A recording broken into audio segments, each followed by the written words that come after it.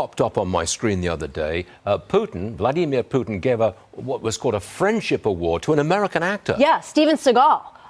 He's also a Russian citizen. He has been since 2016. He's a friend of Vladimir Putin, a vocal supporter of the invasion into Ukraine and the annexation of Crimea in 2014. So I started Googling. Yeah. Where's the backlash? You don't hear about much backlash about all this. I can tell you sanctions have been recommended against him, but that's about it.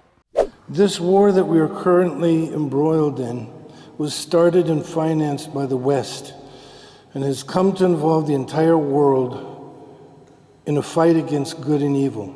We are facing the same monster trying to devour, conquer, and control the world through lies, disinformation, and manipulation. What's up, everybody? Major Retired Richard Ojeda here. And have you ever seen a movie that you really liked and it had an effect on you? There was just something about the star of the show that you wanted to emulate. It's not a far-fetched question. Many people have tried to dress like their favorite movie star or band member, and some have named their newborns after various actors, proudly telling their kids when they're older who they're named after. But could you imagine being named after a tough movie screen hero, only to find out that the actor is a real-life jackaloon? Would you change your name or just live with the shame? A whole generation of kids named after Steven Seagal might be asking themselves that very question.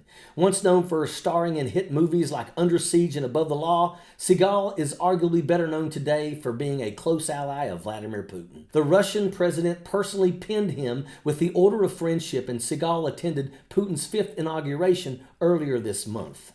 Many people say we are facing an existential threat by all these conditions, but actually the whole world is at risk of becoming dangerously close to entering into World War III.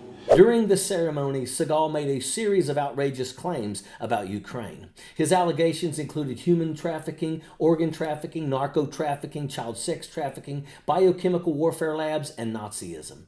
These statements, widely criticized as baseless, aligned closely with narratives promoted by Russian state media. Seagal provided no evidence to back up his claims. Go figure.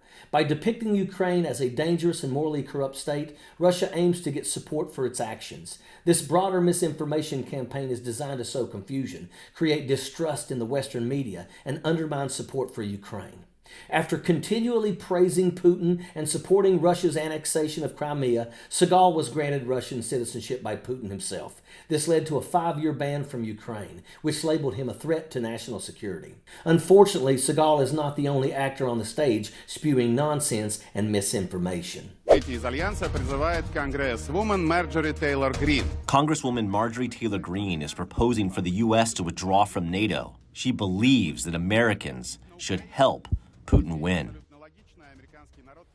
That's amazing. That's Russian state television. In fact, ever since Marjorie Taylor Green started speaking out against helping Ukraine, Russian state television can't get enough of her. Look at all that. I don't even think that Marjorie reaches that level of being a useful idiot here. She is just mouthing the Russian propaganda and really hurting American foreign policy in the process. She's acting completely irresponsibly.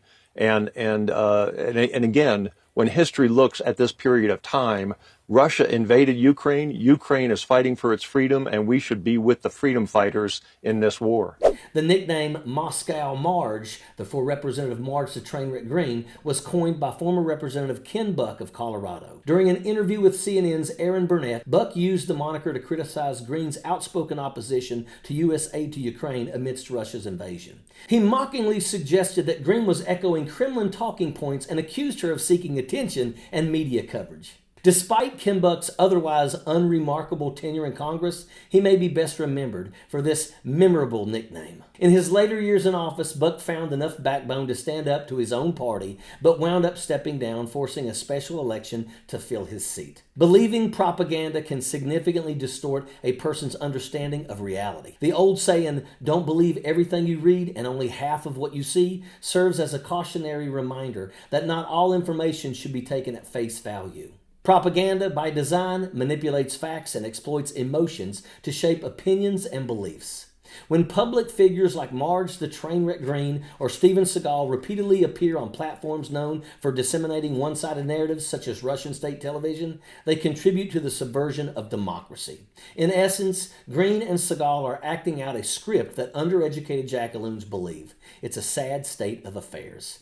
It's a modern twist on the old warning. In the age of information overload, it's more important than ever to critically evaluate both what you read and what you see. By doing so, we safeguard our understanding of reality and ensure that our opinions and beliefs are grounded in truth rather than manipulation. These two morons are overpaid Putin apologists and Russian assets that have sold out to the Kremlin. What a couple of sellouts. And that is an absolute fact. Sappers clear the way, airborne all the way.